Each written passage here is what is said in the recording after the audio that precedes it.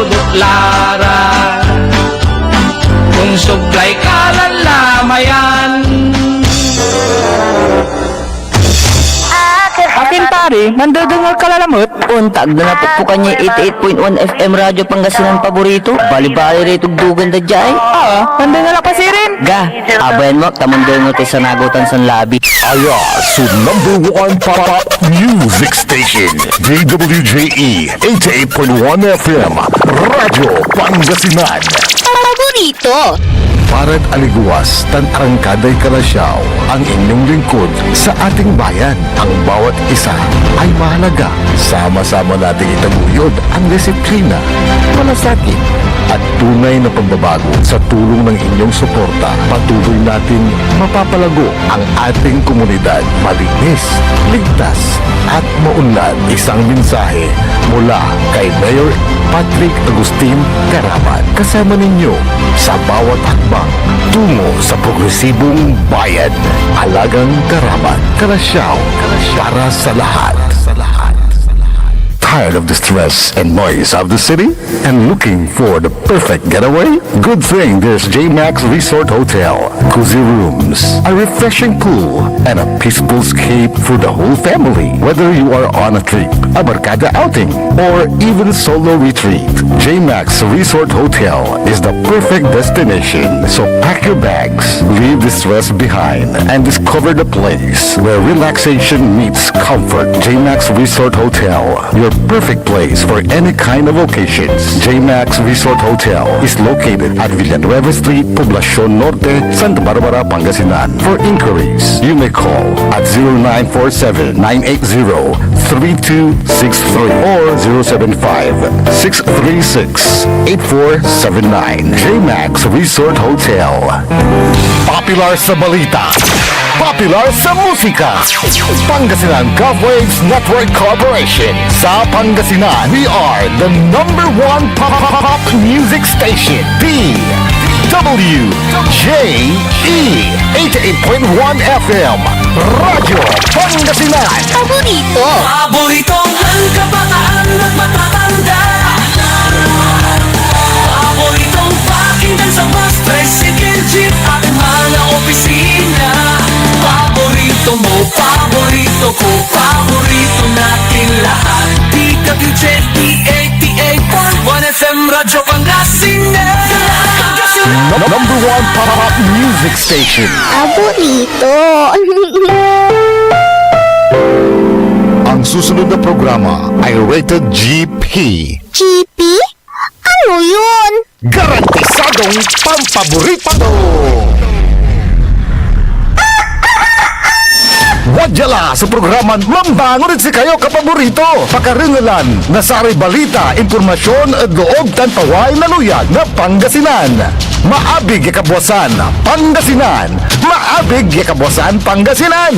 Kaiba si kapaboriton Dennis Mojares tan si kapaboriton Aaron Horado. Jalabat DWJE 88.1 FM Radyo Pangasinan. Maabig yakabwasan Pangasinan. Oras alas 6:07 na kabuwasan. Masantos tan naabig ay kabuwasan luyag na Pangasinan. Wadya ni paparungtal sa programan maabig ay kabuwasan na Pangasinan. Pakasulan na saray balitad lokal, balitad nasyonal. Agawad loob na 24 oras. Narangalan Jalabat DWJE 88.1 FM Radyo Pangasinan. Paborito. Nakaulopyo o dasayan kabuwasan. Magtriyon lingkor at magti Pangasinan Dennis Mojares. Kaibamot si kapaborito Errol Horado. Tandiyan technical control si Engineer Nixon Dakal. Agunatan na Huwebes, Pizza 16 at bulan na Abril 2026. Dadasari ulo na balita da lokal. Radyo Pangasinan Balita. Most wanted Jad Valley na Santa Barbara na aresto na otoridad. Radyo Pangasinan Balita. Apatiran na high value individual asa kote 3.4 million ya kantidad na Cebu asamsam. Radyo Pangasinan Balita. Orbistondo Police analunggaring a drug bypass operation. Radyo Pangasinan Balita. Abong na dumaralos sinukisok Shabu Tampaltog a recover. Radyo Pangasinan Balita. Unda pagtayo dasari ulo na balita nasyonal. Radyo Pangasinan Almusal Balita. Malabo sukada simban rollback palapag na DOA. Radyo Pangasinan Almusal Balita. Amla kinero ya ilatag at impeachment. Radyo Pangasinan Almusal Balita. NSC Chief Anyo Imikbanad Pwesto. Radyo Pangasinan Almusal Balita. Salin kayamanan ng BP Sara suki-sukin at bulan na Abril 22. Radyo Pangasinan Almusal Balita. Rebelya aga kuno sangkot at the flood control project. Radyo Pangasinan Almusal Balita. Oras nila alas 6:10 na kabuwasan tanatan wadyare detalye at saray balita da lokal.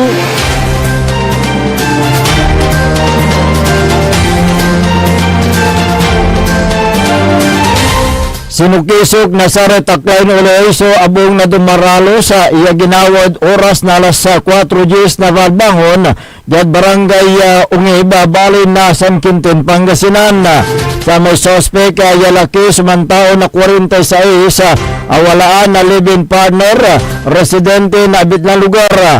Akumpiska ay iaututo na pautog sa unit ya caliber 45 arms core pistol awalaan na taloran magazine na kalibre 45 walay labi na sa kuya bala na kalibre 45 tan sa kuya piraso na black sling bag sa may suspect. So inawit ya the Eastern District Hospital panipasilong at medical examination ante siya nawit ya police station kaso na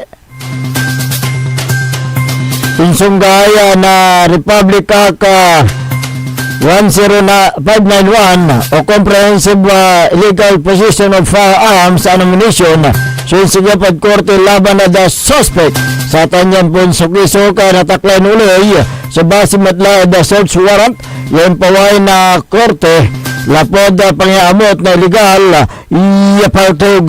Radyo Pangasinan Balita.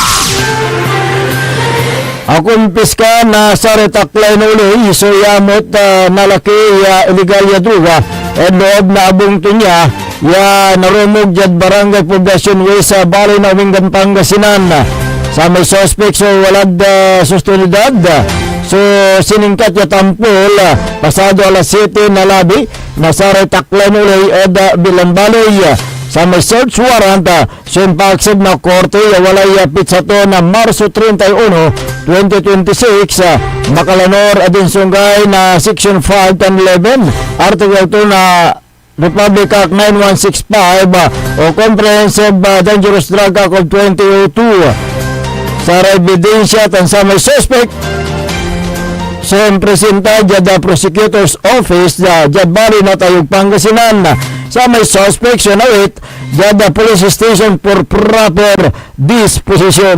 Radyo Pangasinan Balita.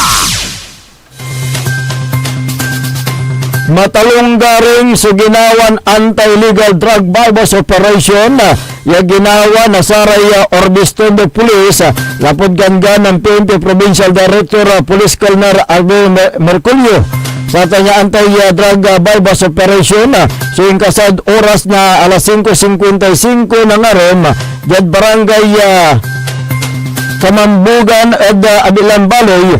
Yan ang resulta ng pakarol at 32 anyos siya laki. Akong piskadli man na suspect, so sa kuya hit shield transparent plastic sa siya. Yan ang karga na Cebu. Yan lalako to saray ahinti ya pulis yan ang panggapyag po surveyor. Sa kuya 500 piso bill mark money. Tansya miran na karuman ya pirasong plastic sa siya. Yan ang karga na Cebu. A recover mount so caliber 38 revolver. Ya walaan na taluran bala. Tan sa may motorsiklo ni nasar na suspek. Awalaan na 35 gramo na Cebu. So samsam na sa retaklay no uloy ya mambili na 330,000 piso sa may suspect. So inawait niya the Orbistondo Police Station for proper disposition. Pangbalot sa rin akong piska na ebidensya. So inawait niya the Provincial Forensic Unit Jad Bali na linggayin for proper examination. Kaso ninsungay na Section 5 and 11 Article 2 na Republic Act 9165 o Comprehensive Dangerous Drug Act of 2002 taninsungay na Republic Act 10591 o Comprehensive Firearms and Ammunition. Sisigip Jad Korte indayo ng PNP Provincial Director Police Colonel Arbel Merculio. So natalunggaring operasyon na Orbistondo Police yan naabat sa illegal na diaduga jada sa Luyag na Pangasinan. Radyo Pangasinan Balita. Apat iran na ituturing high value target sa Asakote Jadbari na Rosales Pangasinan. Sa tanya matalunggaring operasyon na suginawa na sa retaklay no uloy na Rosales Police Jad koordinasyon na Philippine Drug Enforcement Agency PDEA Regional Office 1 na asamsam na taklay no uloy. So 500 gramo na Cebu yawalay balurton na 3,400,000 piso. Saray suspect sa Nawetya Police Station kabiyakan na ebidensya. Kaso ninsungay na Section 5 and 11 Article 2 na Republic Act 9165 o Comprehensive Dangerous Drug Act of 2002. Sinsigapad korte laban David Lawrence suspect sa ating matalunggaring operasyon. Sindayo ng PNP Provincial Director Police General Dindo Reyes tan si PNP Provincial Director Police Colonel Arbel Merculio nasa Luyag na Pangasinan. Sa suspect sa police wala the Rosales Police Station. Radyo Pangasinan Balita. Diyan sang kaunuran niya balita lokal. Top most wanted person niya bigla na manamanin na taklay na uloy na Santa Barbara so naristo sa Abril 3 siya da sayang taon na sa tanya matalunggarin niya impakaresto na suspect base biskog na warrant of arrest siya impaaksad na korte lapo ada kasong frustrated murder ya walay tinggitar na korte ya plansa at magkatidad na 120,000 piso sa may suspect sumantaon na sa 68 yawalag custody natan na Santa Barbara Police Station simbasan net na sa may constitutional rights indayo ng PNP Regional Director General Dindo Reyes at si PNP Provincial Director Arbel Merculio sumatalunggaring yan pakaresto at abitlan suspect. Radyo Pangasinan Balita. Antes tayo dapat gadasara detalye at balitad nasyonal. Wajan ni Repigaran Paimano. This is Pangasinan Gulf Waves Network Corporation. In the Movement City. DWJE 88.1 FM. Radyo Pangasinan. Looking for a place where comfort meets flavor? Welcome to Cafe Medardo, nestled inside Coras Manor and Garden in Mapandan, Pangasinan. Your cozy escape just off the town's heart. Start your day with rich aroma of freshly brewed coffee. Savor our signature blends, perfectly paired with warm pastries straight from the oven. Indulge our mouth-watering pasta, bowl and chef-inspired specialties made with love in every bite. Whether it's a casual catch-up with your friends, a family celebration, or a quiet moment just for you, Cafe Midolo is your perfect spot to relax, connect, and enjoy. Visit us today at Cafe Midolo in Coras Manor and Garden, Mapandan, Pangasinan, where every cup tells a story and every visit feels like home. Cafe Midolo, where every sip feels special. Hindi ba napapansin ang inyong negosyo, mga kapaborito? Abay, magpa-advertise ka na dito sa DWJE 88.1 FM Radyo Pangasinan. We are located at the 3rd floor of Jumel Building, A.B. Fernandez East, Dagupan City. Or you may contact us at 0968-444-4290 or 0956-168-4908. O bueno, mga kapaborito, magpa-advertise na! Umangon na! Samahan ang inyong mga kapaborito. Maapit yung Kapuasan, Pangasinan. Dennis Muarez, Errol Hurado, ang gigising sa inyo tuwing umaga sa programang Maabig Kapuasan Pangasinan. Dito lamang sa number 1 pop music station. DWJ 88.1 FM Radyo Pangasinan.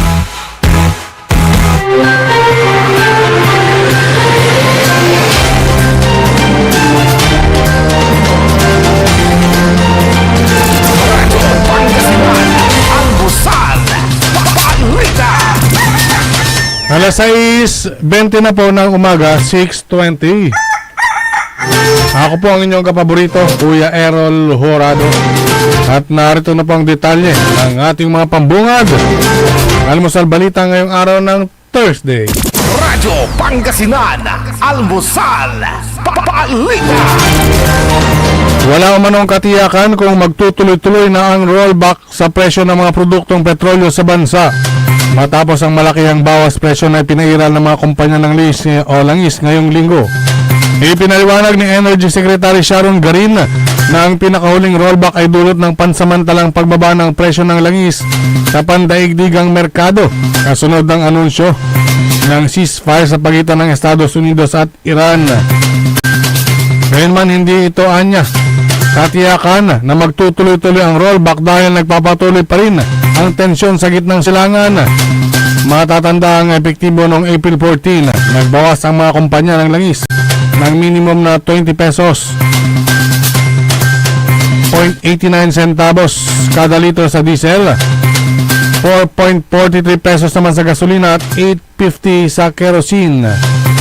Ipinaliwanag din ni Garin na sa kasawiang palad ang mga pahayag ni US President Donald Trump ay may epekto rin sa trading prices. Una nito, tiniyak naman ng kalihim na kumikilos ang Department of Energy upang makakuha ng karagdagang supply ng petroleum products sa pamamagitan ng Philippine National Oil Company. Radyo Pangasinan, Almusal, Balita.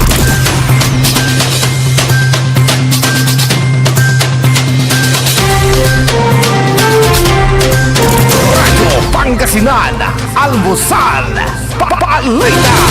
Nagbitiw sa pwesto si National Security Advisor Eduardo Año dahil umano sa isyong pangkalusugan. Sa anunsyo ni Palace Press Officer Attorney Claire Castro, tinanggap na ni Pangulong Ferdinand Marcos Jr. ang resignation ni Año na nagsilbi ng ilang dekada sa gobyerno at sa military. Pinasalamatan naman ng Pangulo si Año sa kanyang dedikasyon at hindi matatawarang serbisyo sa mga Pilipino. Itinalaga naman ni Pangulo si Eduardo Oban Jr. bilang kapalit ni Año. Si Oban ay dating Chief of Staff ng Armed Forces of the Philippines at graduate ng PMA Class of 1979. Nagsilbi rin si Oban bilang Deputy Chief of Staff for Plans at pinuno ng Visiting Forces Agreement Commission. Radyo Pangasinan, Almusal, Balita.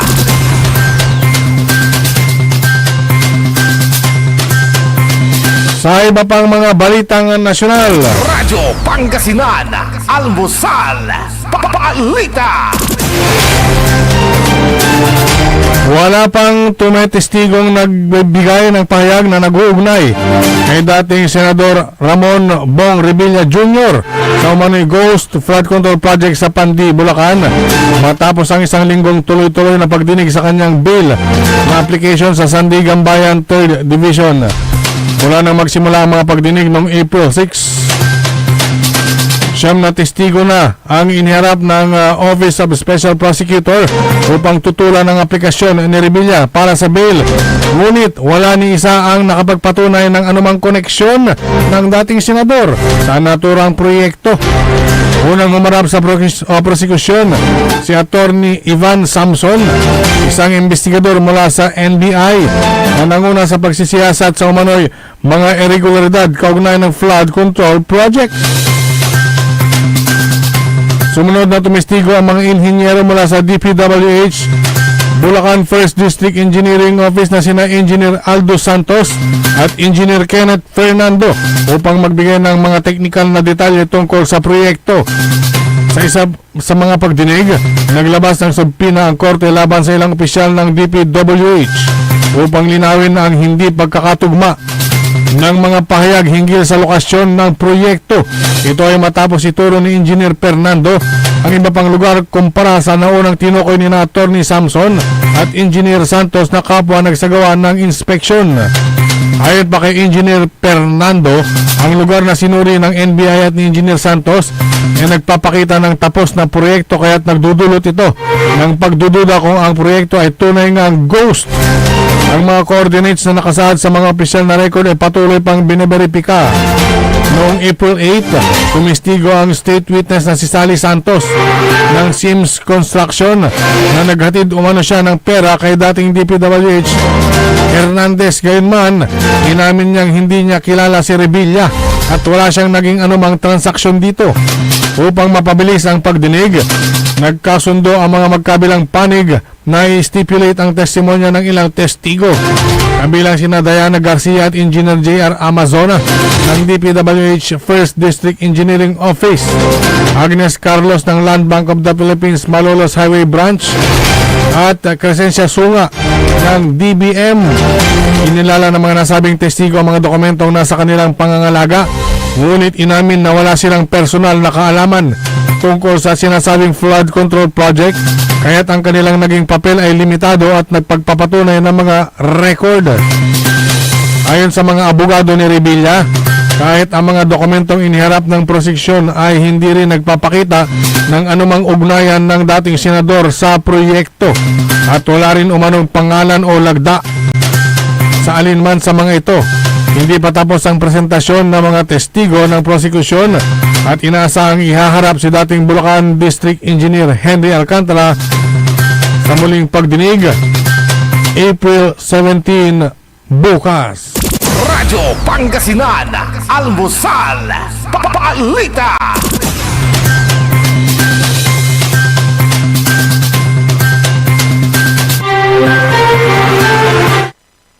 Samantala, Radyo Pangasinan, Almusal, Balita.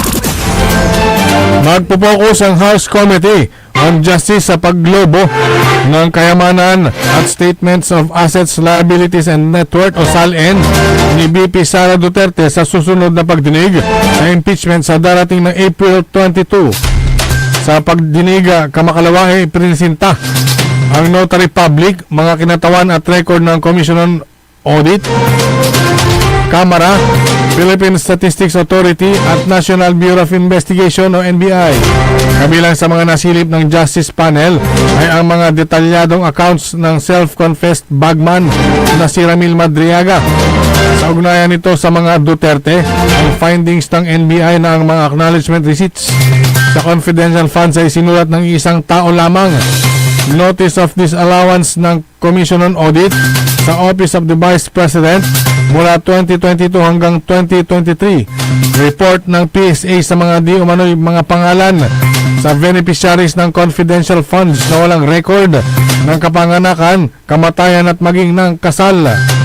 Base sa reklamo, Sa impeachment, si BP Duterte ay nakusahan na nagdeposito ng 111 million pesos sa iba't ibang bangko sa Davao City at Metro Manila mula 2006 hanggang 2015 na umano'y hindi tugma sa sweldo nito bilang Vice Mayor at Mayor ng Davao City. Nabatid na ang kayamanan ni BP Duterte lumobo mula 13.8 million pesos noong 2007 sa 44.8 million noong 2017 sa kabila ng 2 million pesos lamang ang sweldo nito. Radyo Pangasinan, Almusal, Papalita.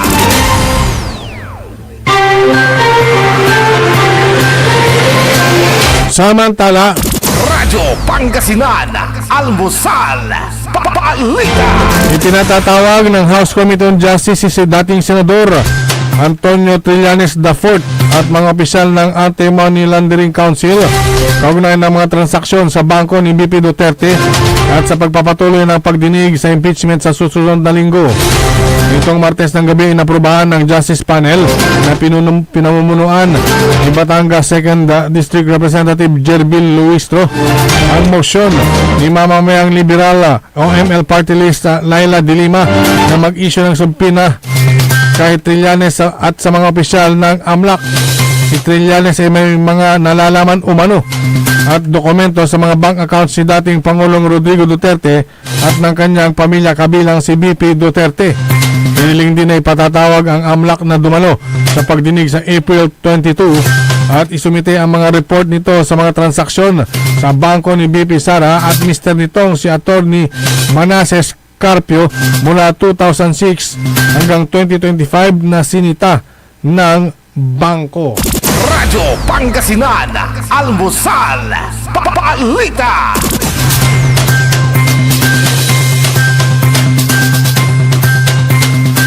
At sumayin niyo ang ating mga pabungad. Almusal Balita ngayong araw ng Thursday. Oras po natin 6:30 na po ng umaga. Radyo Pangasinan, Almusal, Papalita. Ang puta-putang Iran Balita. Huwag niyo akong subukan. I am sorry. Kung walang kurap, walang mahirap. My God, I hate trucks. Hiya naman kayo sa inyong kapwa Pilipino. Ang puta-putang Iran Sunata. San ang puta-putang Iran Impormasyon. Aya sa #1 pop music station, DWJE 88.1 FM, Radyo Pangasinan. Paborito. Looking for delicious food you can trust for any occasions? Discover the taste of Genlicious Food Service. From everyday meals to grand celebrations, we serve home-cooked goodness with restaurant-quality flavor. Indulge in their best sellers, perfect for birthdays, anniversaries, meetings, and family gatherings. Let Genlicious Food Service take care of your food so you can enjoy every moment. Prepared with care, made with quality ingredients, and served with love. Every bite is worth it. Order now. Message Delicious Food Service on their FB page or call 0954-463-5305. Because with Delicious, great taste meets their value. Delicious Food Service. We cook, you celebrate. Hindi ba napapansin ang inyong negosyo, mga kapaborito? Abay, magpa-advertise ka na dito sa DWJE 88.1 FM, Radyo Pangasinan. We are located at the 3rd floor of Jumel Building, A.B. Fernandez East, Dagupan City. Or you may contact us at 0968-444-4290 or 0956-168-4908. O bueno, mga kapaborito, magpa-advertise na! This is DWJE 88.1 FM Radio Pangasinan, whose sole mission is to inform, to educate, to entertain, delivering to all Pangasinenses news that is true, public service that is sincere, commentary that is fair, and entertainment that is proudly Pangasinense. This is your DWJE 88.1 FM Radio Pangasinan, going beyond just being number one, working towards total domination. Diyan Pangasinan, walay saksa kaya radio station ya iiyag na Saray Pangasinense. Diyan Aguilar, Paborito. Basista, Paborito. Binmale, Paborito. Galyon, Labrador, Paborito. Lingayen, Paborito. mga tarap, Paborito. Diyan Orbis Tondo. Paborito. Aya, so 88.1 Radyo Pangasinan. Paborito ng kabataan at matatanda. Paboritong pakinggan sa pag-tricycle jeep at mga opisina. Paborito mo, paborito ko, paborito natin lahat. DWJE 88.1 FM Radyo Pangasinan. DWJE 88.1 FM Radyo Pangasinan.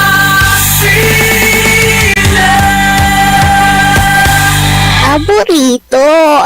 Bumangon na, samahan ang inyong mga kapaborito. Maabigyan ka po sa Pangasinan. Dennis Muarez, Errol Hurado, ang gigising sa inyo tuwing umaga sa programang Maabig Kagabosan Pangasinan. Dito lamang sa number 1 pop music station. DWJ 88.1 FM Radyo Pangasinan. Alas 6:34 ng umaga sa pagpapatuloy ng ating palatuntunan Maabig Kabuasan Pangasinan. Ang inyo pong nakakasama sa umagang ito. Good morning Pangasinan, maabig kabosan. Ako po ang inyong kapaborito, Kuya Errol Hurado. Maktoron Lingkor, Timog ni Pangasinan, Dennis Muhares. At kasama din natin dyan sa may technical control ang nag-iisang pogi sa puso ni Madam Cherise, Engineer Nixon Dakal. Araw po ngayon ng Huwebes, sa 16 sa buwan ng Abril 2026. Samahan nyo kami sa pagtalakay sa mga mainit na issue ngayong umaga. Kung mayroon kayong mga gustong iparating na mga hinaing, mga reklamo, sumbong, mga reaction, mga suggestion, opinion, mangyari lamang po tumawag o mag-text sa ating smart number 0939-100-9931 at saka yung globe number 0927-974-2784. At sa atin pong Facebook, live pa rin po tayo, kasama rin sa YouTube. DWJE 88.1 FM Radyo Pangasinan. Ayan. Good morning nga pala kay Mayor Carl Christian Bigan ng Mapandan, Pangasinan. Ayan. At siyempre, ganoon din si Mayor Patrick Agustin Karamat ng Kalasyaw. Hey, good morning po. Magandang umaga.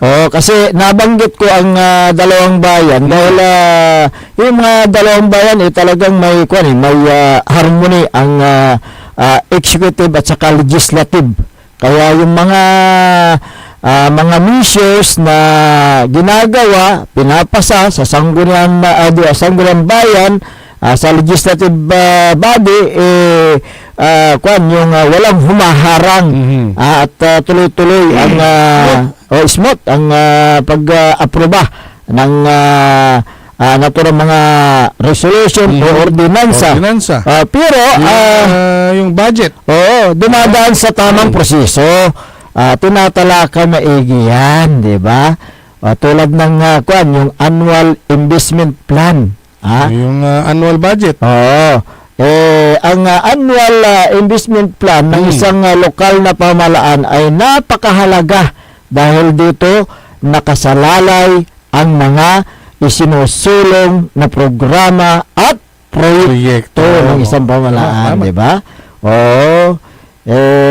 Yan ang napakahalaga diyan di tulad yung mga ibang bayan na talagang halos hindi lumusok sa sangguniang bayan o sangguniang panglungsod kung syudad man yan dahil walang harmony ang legislative at saka executive. Di ba? Kaya, kuan. Pero kumbaga, nangangampanya yung mga yan. Oh, Babagadamat, gagabay day may tulungan. may tulungan. Nasipaman sa makayuring. Gawan day kanupugan, tapinuntan at naserbian, irekaraklan. Balibanan bungalan. Napakagandang pakinggan po yung mga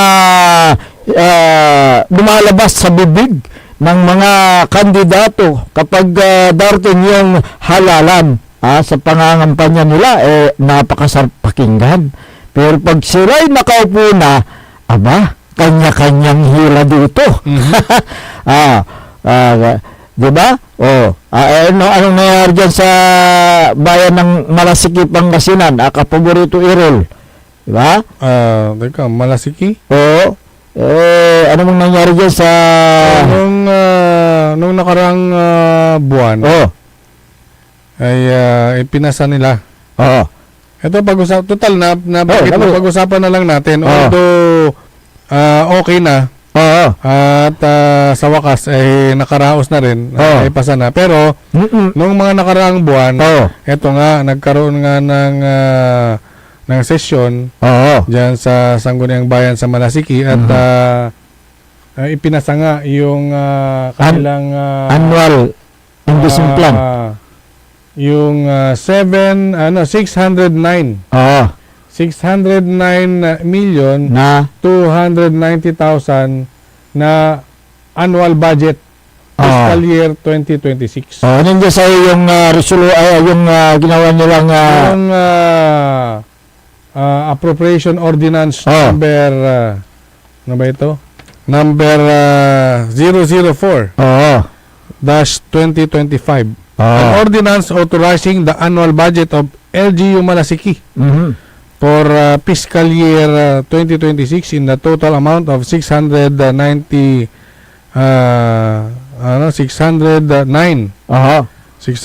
million 290,000 pesos 748.70. Siyempre nasayang sa Sangguniang Bayan. At ito nga ay pinirmahan ng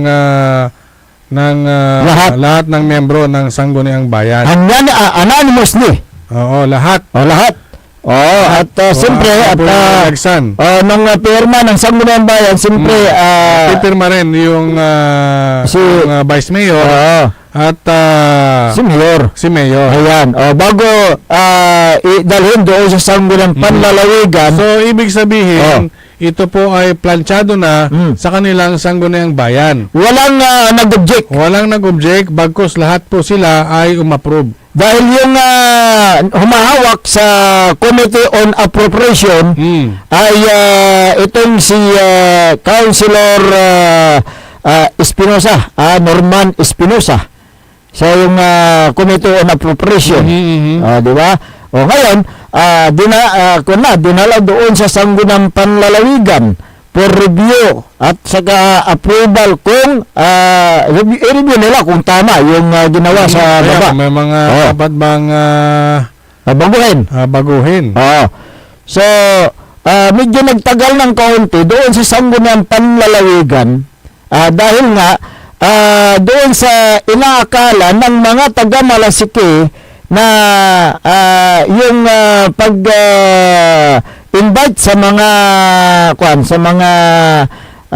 opisyal ng Malasiki na umattend doon sa committee hearing. Nung unang schedule ay hindi natuloy. Hindi natuloy dahil nga wala yung 6. Nag-iskapo. Hindi, wala yung wala. Okay. So nireschedule nila the following week. At nandun po yan nagkaroon sila ng schedule at binalangkas at inaprobahan sa Sangguniang Panlalawigan naka-schedule yung waste management. Yung dalawa yan at yung poultry lifting moratorium. Pangatlo sana yung At pangatlo yung annual budget. Ayan. Pero pagdating ng oras na annual budget ng pag-uusapan, nawala. Umiska po. Yan. Yung 6 na konsehal na kinabibilangan nila Councilor Sino-sino? Vincent Vincent Arenas. Arenas. Oo. Itong kanilang team leader na si Norman Espinosa. So yung may hawak ng Committee on Appropriation. Si Jessica Gueco. Si Pinlock. si Si John Philip Dumantay. At sino pa yung isa? 1, 2, 3, 4, 5. Meron akong hindi nabanggit. merong isa dyan na kung dyan. So, bali 6 yung nawala doon sa pangalawang linggo na tatalakay na sana sa Sangguniang Panlalawigan sa Committee on doon sa committee nawala yung 6. Wala yung 6. Para silang si Nardong Putik. Na nakapak sa putik biglang nawala. Okay. Ngayon, hindi na naman natuloy. Kasi umiska po nga. Eto na. Ngunit nung inaprobahan ng Sangguniang Panlalawigan dahil napilitan silang dumalaw yung mga 6 na konsyal. Ano yung meron silang hindi pa approved that time. Hindi pa. Oo, kaya sumulat yung 6. Sumulat yung 6 dated March 12. Ito lang tayo, nagbabalik tanaw lang tayo. Doon sa nangyari dyan dahil na napag-usapan na rin natin. Sumulat itong 6, mayroon silang pirma. Itong March 12, pakibasa. 2026. Okay, pakibasa yan. At na-receive sa Sangguniang Panlalawigan Secretariat Office March 13. So basa mo yung nilalaman ng mga dyan. Ito nga, naka-address kay Vice Governor Mark Ronald Lambino and distinguished members of the Sangguniang Panlalawigan. True. Attorney Verna T. Nava Perez, Sangguniang Panlalawigan dito nga sa Secretary of the Sangguniang Panlalawigan. Okay. Ito, honorable members of the Sangguniang Panlalawigan. Okay. Greetings. Ba? Ay, maganda. Greetings. We respectfully acknowledge the receipt of your invitation to attend the scheduled committee hearing on Monday, March 16, 2026 at 1 p.m.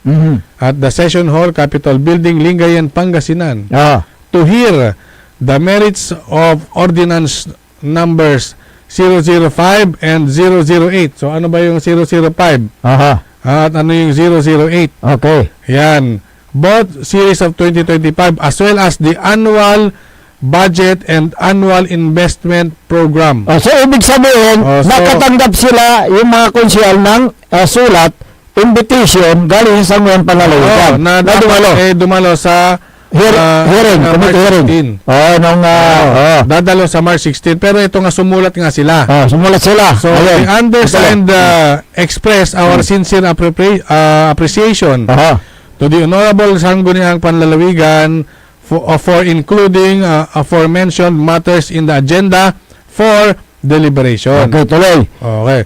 However, we respectfully request that the hearing and deliberation on the annual budget and annual investment program for calendar year 2026 be held in abeyance indefinitely. Sandali. Abeyance. Hindi yata maganda yung words na abeyance indefinitely. Ang ibig sabihin yan sa Tagalog pansamantalang pagpapahinto. Pagpaliban. Ituloy natin. Ituloy mo. As the certain issues and proposed changes that still need to be settled and resolved before the Sangguniang Bayan of Malasiki. In this regard, we respectfully submit that the hearing on Ordinance Number 005 and 008, both series of 2025, may proceed as scheduled. So, para labat. So, okay, natuloy. Sige. Respectfully, you are signed. Ito, yung ating nabanggit natin kanina. Sige. English po yun. English, okay. Ang nilalaman ng kailang sulat sa Sangguniang Panlalawigan, gusto ng 6 na konsihal na pansamantalang ipahinto, ipatigil muna yung pagpapatubad ng annual budget. Ganun ba yun? Annual investment program? Tagalogin natin. Kaya nga. Tagalogin natin. Ito po ay Ito, doon sa may bandang ano na. Yan Gayon pa man. Oo. Gayon pa man. oh, Magalang po naming hinihiling ang pagdinig. oh, Ito ay. oh, At deliberasyon ukol sa taunang budget at annual investment program oh, ay ipagpaliban ay ang pagpaliban. walang takdang panahon. Okay. Sapagkat, so justification da, Oh, ilang issue ang at iminungkay na pagbabago. May issue daw at merong pagbabago. anong gusto nila? Anong issue Anong diyan? issue at anong pagbabago? Kasi, Okay, di ba tinalakay na sa Sangguniang Bayan? Nante, Nagkaroon ng deliberation diyan. tutungtungan nyo lang. Oh. Indalan nyo lang ang session. Correct. Nanggawa kayo'y planning. Oh. Siyempre, inaprobaan yun amin. Saan kasabit sangguniang At panlalawigan? saka, lahat ng mga concerned na departments nandoon. Umattend. Oo. Sa Sangguniang Bayan na para sa committee hearing ng naturang budget o kaya annual investment Ito nung program. nung nakarang buwan ito So, At nililinaw lang natin. so ano yung issue? Na gusto nilang ilatag. Anong ang Yung issue? pinadala nilang sulat, ang justification lang nila ay kailangang ayusin daw at marisolba. Baguhin. Oo, Baguhin. Tapos na. At ang nakalagay dito ay meron daw mungkahi na pagbabago at may mga ilang issue. Ano-ano yung mga yun? Teka muna, bakit hindi na nila binago noong nandoon sa kanilang kamay nung Ito ay pinaplano pa lamang, isinusulat, inino-drawing pa lamang, may mga kanya-kanyang kopya na Correct. mga ito. Oo. Kung ano man yung mga pagbabago, pwede nyong baguhin dyan sa Sangguniang Bayan. Ngayon, okay. So, dumating sa Sangguniang Panlalawigan, ni-review nila. So, wala pong nakita na mga mali. Kaya inaprobahan sa Sangguniang Panlalawigan, di ba? Inaprobahan kasi inaprobahan na nga sa Sangguniang Bayan At hindi naman ma-justify nung 6 na konsehal sa mamumuno nga daw nitong si Norman Espinosa. Bilang siya po yung committee chair ng appropriation sa Sangguniang Bayan. Gagawin nyo rin alam nyo yung mga nandyan sa Sangguniang Panlalawigan, hindi ho basta-basta Correct. mga elected official yung mga yan. Sila po ay matalunggaring yung managpanday na matalisiw. Review undan amin. Anang nang daya angga po problema sangag nguro. Akin na taagda ipasa. Correct. So, anong mas mataas? Sangguniang Panlalawigan o Sangguniang Bayan? Yan ang tanong natin sa mga konsyal. Hindi natin pwedeng ikumpara dahil may kanya-kanya silang power. Kasi gusto nila mag-win Kanyang, yung sa Malasiki, jurisdiction nila Malasiki. So, pero sa Sangguniang Bayan, doon na dumadaan lahat yan. Correct. Doon na nila pinag-uusapan. Dumandalo kukutun. Correct. Kukutuon nyo lang maong ito. Binubusising mabuti sa Sangguniang Bayan yung mga ordinansa na yan o resolution na yan. Yan yung binubusisi. Tinitignan nyo one by one. Tinatanong nyo yung mga concerned departments.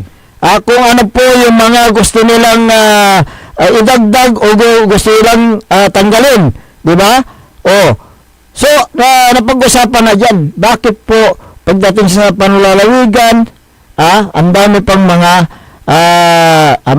may kuskus balungos na sa Sangguniang Bayan. Na Malasiki. Di ba? Hindi, yung 6 lang naman. Yung 6 lang. Dahil yung ibang konsehal, tulad nitong si Councilor Alexis Mamaril, at itong, sino ba yung isa? Si Ronoric Balesteros, ay okay naman sila. Talagang public servant ang mga yan.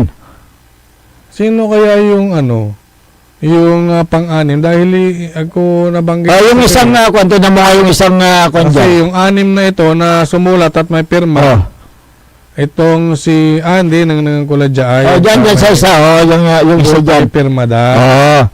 Yung isa dyan, makikita mo dyan kasi complete yung isang kopya dyan eh. So, yun ang nakapagtataka. Yun po ang napakalaking katanungan dito sa Committee on Appropriation dyan sa Sangguniang Bayan ng Malasiki na itong si Councilor Norman Espinosa. Bakit kailangan mo pang sumulat doon sa panlalawigan na gusto mong hindi mo na i-implementa o kaya hindi mo na aprobahan sa Sangguniang Panlalawigan yung naturang annual budget o annual investment program. Nahanap ko na itong si Brian Dave Austria. Austria, okay. Austria yung pang-anim. So, doon po tayo nagtatanong eh. At saka doon sa sulat mo hindi masyadong malinaw. Yung dalawang sinasabi mo, yung issue at saka yung may gusto kayong baguhin.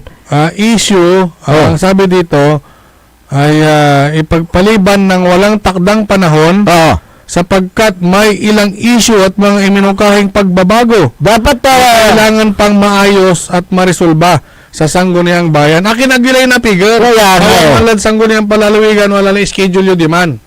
Kaya nga eh. So, yun yung katanungan sa inyo. Yun. Wala eh. Anong purpose? Ang purpose dyan eh. Dahil ba hindi nyo kasama yung mayor nyo? Dapat dalawang regular councilor lang yung naiwan? Alam nyo kasi, lahat ng mga elected official ay binigyan ng mandato para maglingkod para sa kanilang mga kabayan. Ngayon, ang ginagawa nyo, dinadamutan nyo, kayo na 6 na konsyela, dinadamutan nyo yung kababayan ninyo sa Malasiki, Pangasinan sa ginagawa ninyong pagpinding o pag-block. Hindi naman si Norman Black yun, Hindi, Norman Espinosa.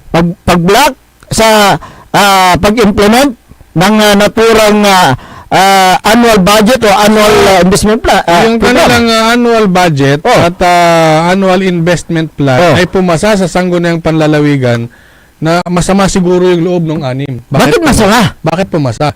Ayaw nga nila, di ba? Bakit nila pinasa sa Sangguniang Bayan kung medyo may mga kulang, may dapat baguhin. Parang parang pwede naman silang sumulat na bago pa mangyari yan ay akin at sikaran animira labat. Kung talagang may babaguhin dyan, dapat kung sino yung mga nag-aproba na lahat, pumirma lahat, including the vice mayor and the mayor, dapat ganun din yung sulat na ibibigay sa Sangguniang Panlalawigan na ipagpaliban. Hindi kaya yung 6 lang. Hindi kaya may nasa likod mga 6 na yan. Hindi natin alam. Siyempre. Nagtatanong lang tayo. Baka may nyo kung ang ayaw nyong buti na lang kamo at okay na. So, lilinawin po namin na okay na. Okay na. Nagbalik tanaw lamang tayo dahil may nakuha tayong mga kopya. Nakuha nating kopya. Diyan tayo nagtataka eh. Na yung kanilang yung sulat ng 6. At pilit ko talagang binabasa at pinag-aaralan kung ano talaga yung dahilan ayaw nila. Kaya nga eh. Kung bakit ayaw nila. Sana yung sulat na yan naka-specify, babaguhin nyo. Kaya nga. Ano ba yung issue? Ilagay nyo sana doon. Anong issue? Anong babaguhin nyo? Nasa Sanggunian na, Panlalawigan. Tapos siyempre yung mga Sanggunian, yung mga board members, nakita nila na walang problema. Walang magiging problema at umapprove nga okay na sa Sangguniang Bayan with signature. Correct. With signature po nung lahat ng elected officials including the Liga President and the SK Federation President. Kasi pag may problema yan, ibabalik yan ng Sangguniang Panlalawigan sa inyo. Papaayos sa inyo. Ngayon, inapprove na lang sa Panlalawigan, ibig sabihin wala pong problema. Doon sa Pag Basta matira may board members to yay. May makakasakopod sa yay. oo, yung dalawa. Kasala niya distrito mo, so na maliwakin to ya. Oo. So, yun po yung mga katanungan dyan. Ito po yung nililinaw lang namin dahil nakakuha kami ng kopya regarding yung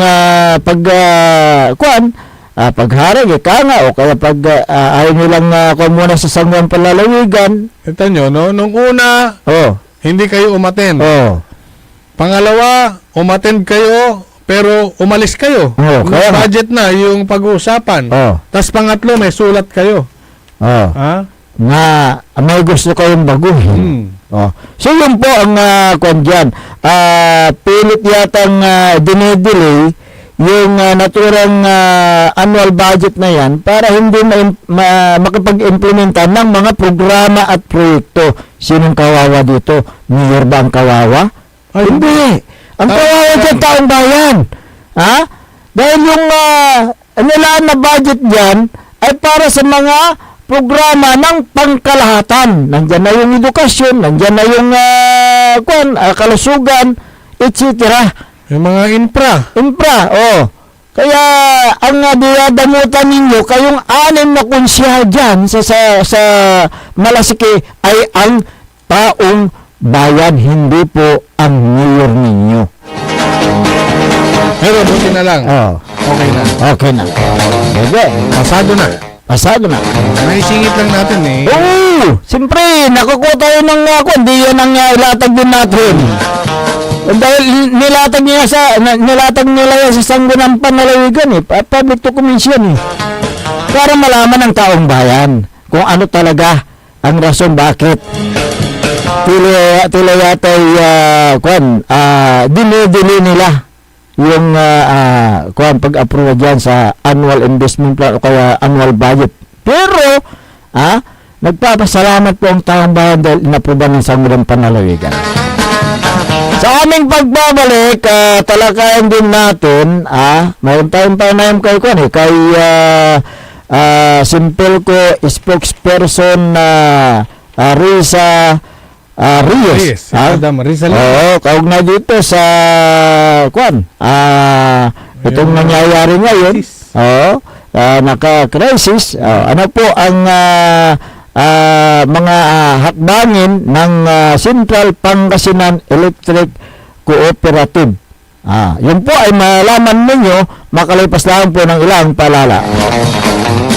Ang puta-putang ilang balita. Huwag niyo kong subukan. I am sorry. Kung walang kurap, walang mahirap. My God, I hate trucks. Hiya naman kayo sa inyong kapwa Pilipino. Ang puta-putang ilang sunata. San ang puta-putang ilang impormasyon. Aya sa #1 pop music station. DWJE 88.1 FM. Radyo Pangasinan. Paborito.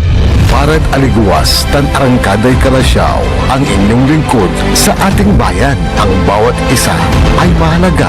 Sama-sama nating itaguyod ang disiplina, malasakit, at tunay na pagbabago. Sa tulong ng inyong suporta, patuloy nating mapapalago ang ating komunidad. Malinis, ligtas, at maunlad. Isang mensahe mula kay Mayor Patrick Agustin Caraman. Kasama ninyo sa bawat hakbang tungo sa progresibong bayan. Halagang Caraman, Kalasyaw, para sa lahat. Tired of the stress and noise of the city and looking for the perfect getaway? Good thing there's JMax Resort Hotel. Cozy rooms, a refreshing pool, and a peaceful escape for the whole family. Whether you are on a trip, a barkada outing, or even solo retreat, JMax Resort Hotel is the perfect destination. So pack your bags, leave the stress behind, and discover the place where relaxation meets comfort. JMax Resort Hotel, your perfect place for any kind of occasions. JMax Resort Hotel is located at Villanueva Street, Poblacion Norte, Santa Barbara, Pangasinan. For inquiries, you may call at 0947-980-3263 or 075-636-8479. JMax Resort Hotel. Hindi ba napapansin ang inyong negosyo, mga kapaborito? Abay, magpa-advertise ka na dito sa DWJE 88.1 FM Radyo Pangasinan. We are located at the 3rd floor of Jumel Building, A.B. Fernandez East, Dagupan City. Or you may contact us at 0968-444-4290 or 0956-168-4908. O bueno, mga kapaborito, magpa-advertise na! This is DWJE 88.1 FM Radio Pangasinan, whose sole mission is to inform, to educate, to entertain, delivering to all Pangasinenses news that is true, public service that is sincere, commentary that is fair, and entertainment that is proudly Pangasinense. This is your DWJE 88.1 FM Radio Pangasinan, going beyond just being number one, working towards total domination. Jad Dagupan, walay saksakay ya radio station ya iyayag nasaray Dagupenyo. Jad bunuan ginmo, Paborito. bunuan buking, Paborito. bunuan gese, Paborito. ay, Paborito. karae, Paborito. tanjad karanglaan. Paborito. Aya, so 88.1 Radyo Pangasinan. Popular sa balita, popular sa musika. Pangasinan Govwaves Network Corporation. Sa Pangasinan, we are the number one pop music station. DWJE 88.1 FM Radyo Pangasinan. Paborito. Paboritong ang kabataan at matatanda. Paboritong pakinggan sa bus, tricycle, jeep at mga opisina. Paborito mo, paborito ko, paborito natin lahat. DWJE 88.1 FM Radyo Pangasinan. Number one pop music station. Paborito. Tumangon na, samahan ang inyong mga kapaborito. Maabigyan ka po sa Pangasinan. Dennis Muarez, Errol Hurado, ang gigising sa inyo tuwing umaga sa programang Maabig Kagabosan Pangasinan. Dito lamang sa number one pop music station. DWJE 88.1 FM Radyo Pangasinan. Alas 7:05 ng umaga sa pagpapatuloy ng ating palatuntunan Maabig Kabuasan Pangasinan. Ang inyo pong nakakasama sa umagang ito, Ako pa rin po ang inyong kapaborito, Kuya Errol Jurado. Mac Terulengcor, Timog Pangasinan, Dennis Muhares, at kasama din natin dyan sa may technical control si Engineer Nixon Dacal. Kung meron kayong mga gustong iparating na mga hinaing, mga reklamo, mga suggestion, opinion, reaction, Sige, lahat na. tumawag dito sa 0939-100-9931 at saka sa group number 0927-9742784. Ayan. Good morning nga pala kay Clifford Abilia. Ayan. Gawin din kay Rosa Mercado. Ayan, magandang umaga po. Dyan sa may bayan ng Basul. Si Milba Navat, magandang umaga. Si Harold Gangat ng Kalasyaw. LGU Kalasyaw, magandang umaga. Gawin din si sino ba yan nandito? Majin Acorda. Magandang umaga po sa iyo. At sa lahat ng mga nakantabay dito sa ating palatuntunan, tabunan kasi mga ibang pangalan mamaya basahin ko. Dyan nga pala sa may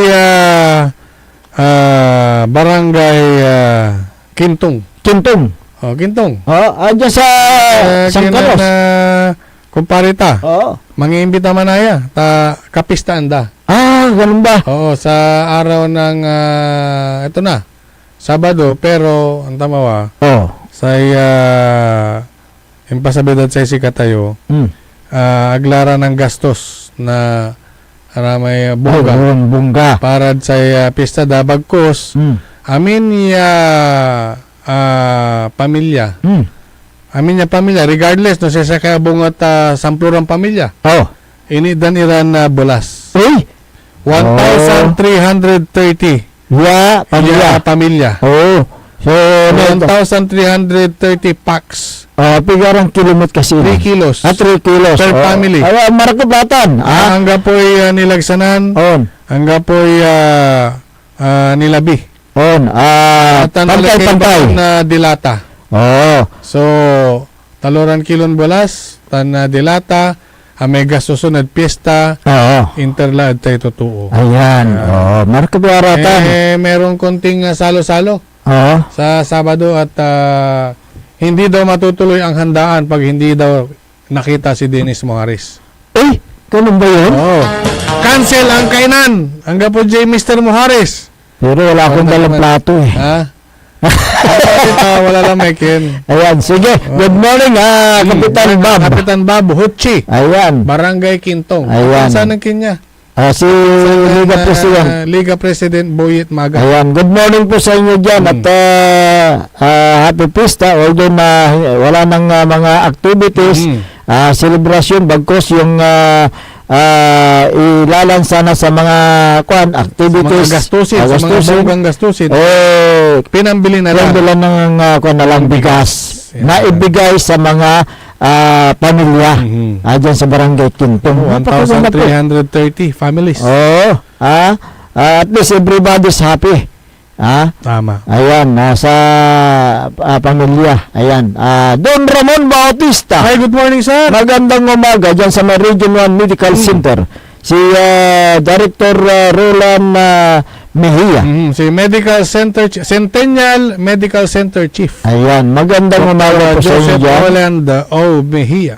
Dyan sa may Region 1. Kantabay niyan si Sir Ramon. Ayan, umagang umaga talaga nakatune in na yan eh. Hindi kasi papaluwas. practice kasi ni kumbaga ni bagate practice ami apasala. Correct.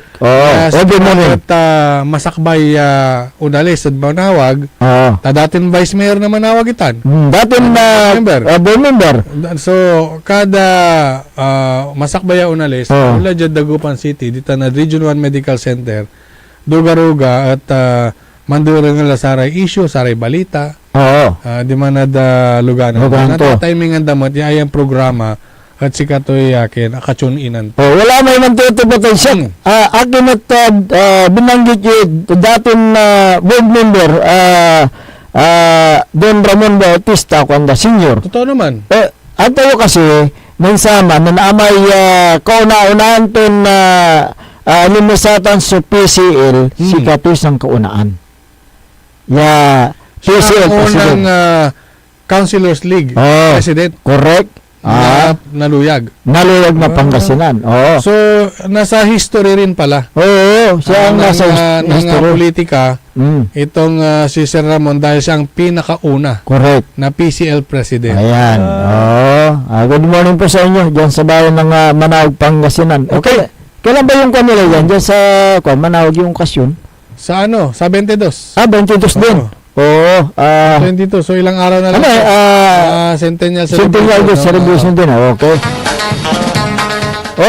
Marami pong ngayon, naghihigpit ng sinturon dahil nga dito sa nangyayaring crisis, hindi lang dito sa bansang Pilipinas, buong mundo po ito dahil dyan sa sigalot sa Middle East, apektado po tayo dahil sa pagtaas ng mga gasolina. Kaya ang Central Pangasinan Electric Cooperative o Sintelco ay naghigpit din ng sinturon dahil sa panahon ng crisis, particular itong nangyayari sa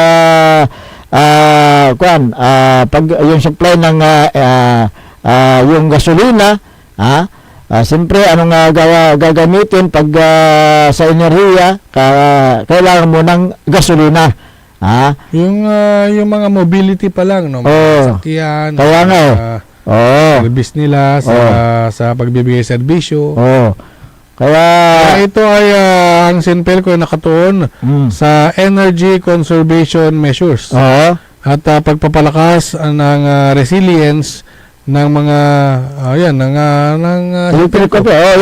Kaya tinanggal ang mga activities ng Sinpelco upang makatipid sa enerhiya, sa kuryente. Pero ang hindi nila inalis na programa ay yung tinatawag na Annual General Meeting Assembly o yung AGMA. At ito ay darao sa katapusan ng Mayo. Ito ay isang mandatory. Sa pamamagitan ng online. Hindi na sila gasolina at pupunta. Lahat nababiyahe. So lahat ng makikilahok na mga consumers, membro ng Sinpelco ay pwede nyo silang bumisita sa website ng Sinpelco dahil nandun lahat yung mga guidelines. At eto nga, yung ating short interview, maiksing panayam ng Radyo Pangasinan kay Sinpelco spokesperson Madam Rizalinda Reyes. Engineer. Yes, hello, magandang umaga sa inyo, Sir Aaron, Sir Dennis. Magandang umaga po sa lahat po ng mga tagapakinig ng inyong programa, lalo-lalo na po sa ating mga member consumer owners ng Sinpelco. Opo, ano ba ang kaganapan sa Sinpelco? Pareho po tayong naapektuhan ng krisis na nangyayari not only in the Philippines, pero sa buong mundo ay apektado sa krisis sa energy sector. Pero ang magandang balita po ay hindi po ganon na apektuhan po ang presyo ng kuryente sa Sinpelco. Bahagya lang po na nagkaroon po ng pagtaas, pero bahagya na tolerable pa naman. Masasabi natin tolerable dahil hindi pa po tayo umabot doon sa presyo na kung sakaling maabot man yun, yung mahigit sa piso na pag-increase bawat kilowatt hour, ay tayo po ay magbibigay ng justification sa Department of Energy. Pero hindi naman po natin naabot yun. Mas mababa po doon sa inaasahan po natin. So, hindi po ramdam or papasanin masyado yung maliit na pagtaas mo? Sana po ay ganun po ang magiging konsepto din po ng mga ibang ating mga kababayan, ating mga NCOs. Dahil kumpara naman po sa oil products, talagang ramdam ng bawat isa sa atin. Pero kumpara po sa electricity bill, electricity rate, hindi po talaga parang same as usual, yung mga nagiging increase din po natin ng mga nakaraang mga buwan, halos ganun din po ang nangyayari. Itong kasi nung hindi na nakaka-insip ko, tumaas yung lang billing sa summer, sabi ko na tumaas yung rate.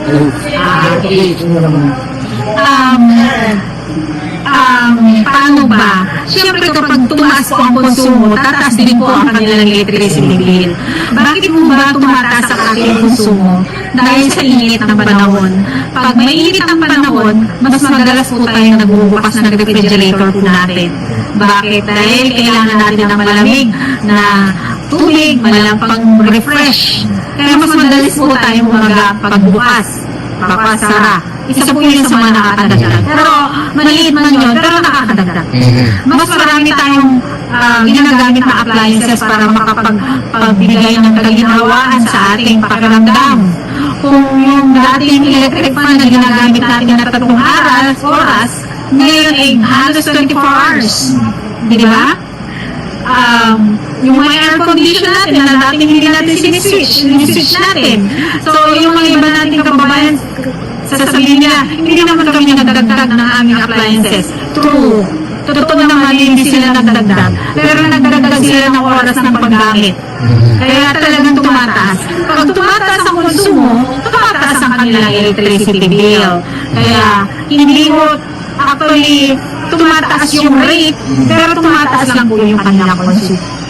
Ma'am, ano naman po ang ginagawang programa ng Simpelco dahil nasa crisis po tayo?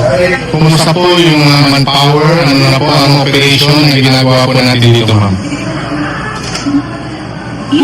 Hindi lang po dahil sa mga memorandum, mga advisory na natatanggap namin mula sa mga iba't ibang ahensya ng gobyerno katulad ng National Electrification Administration, ng Department of Energy, ng ERC, kung paano makatipid yung conservation ng energy. Maliban po doon, ang Simpelco Management ay bumuo ng komite para mag-monitor, mag-check ng mga activities ng ating operation para ma-garantiya po natin yung pagtitipid ng enerhiya, hindi lang po sa mga petroleum products, pati na rin sa kuryente kasi energy pa rin po ito. May mga financial na po kami mga activities na masasabi natin ng mga less essential, tapos as much as possible yung kung may mga pupuntahang lugar, yung carpooling na tinatawag, nakikisabay, lahat na po yun, ginagawa ng paraan, at ina-avoid na rin po namin yung mga other activities na hindi po related sa, ganun ka-related, directly related sa operation, katulad ng mga celebration, hindi lang namin ginagawa yun. So nakikisa kayo sa ganung programa? Lalo na nasa energy sector din po. Ma'am, pero yung AGMA po, yan po yung sasabihin po namin kasi isa yan po sa mandatory activity ng ating kooperatiba. Hindi po yan ika-cancel. Push po yan, pero the same format, yung hybrid na tinatawag kasi online po. Yung mga consumers po natin, manunod po sila sa FB Live sa May 30, 2026 sa oras ng alauna. So, the same like last year, marami po tayong mga hinanda ng mga raffle prizes. So, dapat mag-register na po sila para baka isa po sila manalo dito sa AGMA 2026. baka pwede niyong sabihin dito kung ano yung mga premyo at 16 na brand new motorcycle ulit ang aming pamimigay at marami pang mga minor prizes na cash prizes na umaabot sa 1.5 million po ang ipamimigay ng Simpelco. Ma'am, itong tulak, itong crisis ay ibigay sa mga miyembro lang. registered. Lahat po ng mga nag-rehistro, yun lang po. Siyempre, may registration po yan. Yung mag-register muna sila doon sa, pupunta lang po sila sa website ng agma-2026.simpelco.com para makuha nila yung link at mag-register. Anyways, kung hindi nila masyadong naiintindihan, i-follow lang po yung page ng Simpelco. Nandun po yung mga mechanics, mga guidelines kung paano po sila makakapag-register. At ganoon din po, sunod din po yan sa program na yan, yung pag-report po sa mga consumer members po na Actually, yun talaga naman ang purpose kung bakit mayroon tayong AGMA. Ang General Membership Assembly, ang taunang pagtitipon ng ating membro, ito po yung pagkakataon para magbigay ng update ang ating management at mga board of director kung ano lang ba ang naging ang update sa ating operation sa Simpelco. Ano po yung mga plano at mga programa nito sa mga susunod na panahon. Ma'am, may tanong ko lang po, kailan po nagaganap yung election naman po ng mga board of directors na? Every 3 years po kasi yun. So, ang susunod po na election ay next year sa 2027 po. Ma'am, lastly, message na lang po sa ating mga kababayan po, especially member consumers po ng Simpelco. Sa lahat po na ating mga member consumer owners, sa kasalukuyang krisis na ating nararanasan sa panahon ito, hinihikayat pa rin namin palagi ang pagtitipid ng bawat isa Kahit po masasabi po natin na sa panahon ngayon ay stable po ang ating power supply, hindi po natin alam ang susunod na panahon. Ini-encourage po namin kayo lahat na sana po ay magtipid po tayo kung kaya po natin hindi gumamit ng mga facilities na So, yun po ang paliwanag ni Madam Risalinda Reyes, ang spokesperson ng Central Pangasinan Electric Cooperative tungkol sa conservation measures o crisis management. Oo, so naghimpit sila ng sinturon. May mga kinansela na mga activities kapaborito Errol. Kaya ang hindi kinansela yung AGMA. Annual General Membership Meeting Assembly. Assembly, yan. At yan po ay gaganapin sa Mayo 30. Alauna ng hapon. Annual General Members Assembly. Assembly. Yan, AGMA. At hinimok ni Madam Risalinda Reyes ang mga consumer na hanggat maaari ay magtipid. Alinsunig na rin doon sa, sa Memorandum Circular number 114 ang mga tanggapan ng gobyerno, kabilang ang mga ahensya na may kaugnayan sa enerhiya ay kailangan na magtipid ng kuryente at gasolina. Yun, ayon kay Madam Risa, nagpapatupad ang kanilang tanggapan na tinatawag na yung carpooling. Carpooling. Oo, yung makikisakay na lang. Yung mga ibang empleyado at kung sila ay merong re-respondihan, ay hindi tulad ng dati na lagari-lara-lagari. Correct.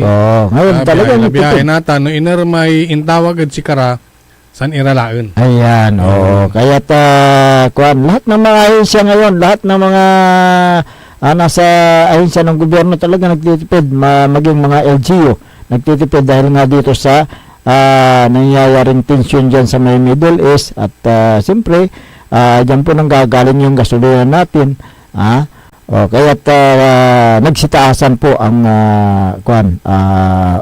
yung oil dito sa ating pandaigdigang merkado.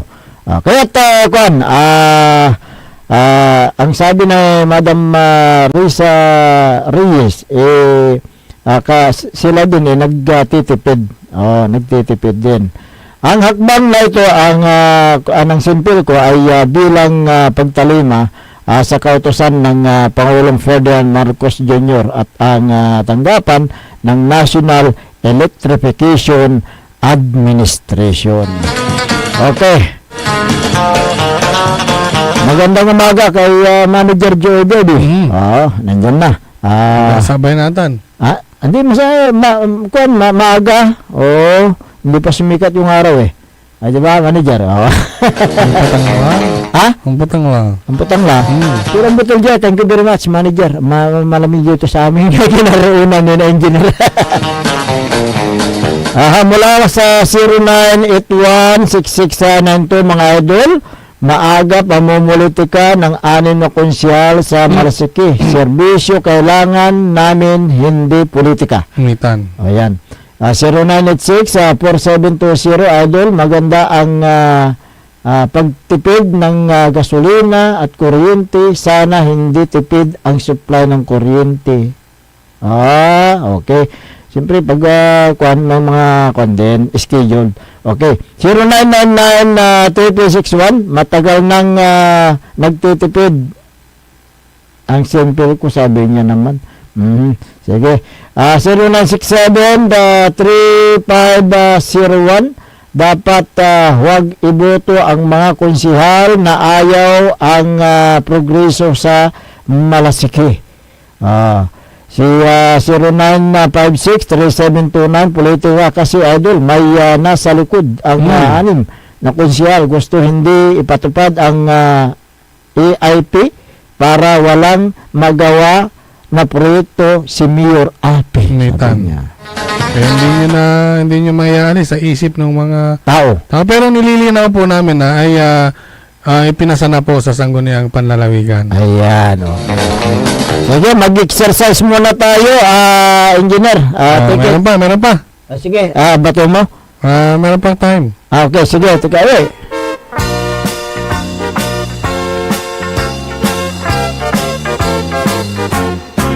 Mag-exercise. Magandang umaga kay Mayor Patrick Agustin Karamat ng dyan sa may Kalasyaw.